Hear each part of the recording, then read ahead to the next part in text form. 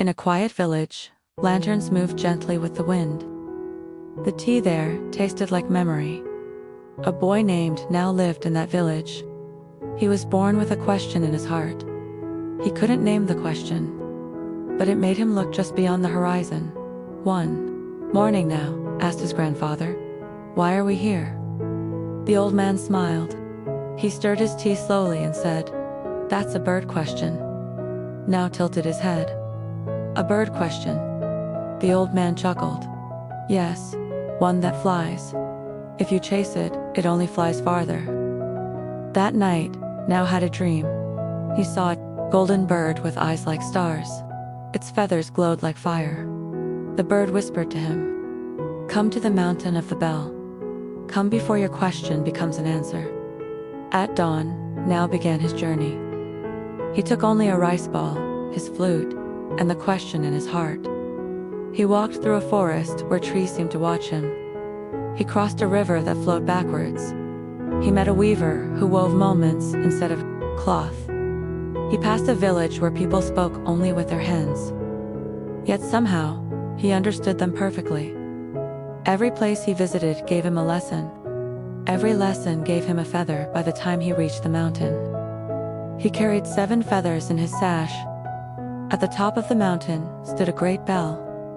It was vast, but invisible. Many had come before him to ring it. Some cried, some laughed. Some disappeared into the wind. A stone near the bell had an inscription. It said, "This bell rings once for every silence you've kept, and every truth you've forgotten." Now reached out. He felt nothing and everything. Then, the bell rang. A deep, clear sound. Yet it made no sound at all. In that silence, the question in Now's heart slowly unraveled. He saw a beggar smiling in the rain. He saw a child giving his last rice ball to a stray cat.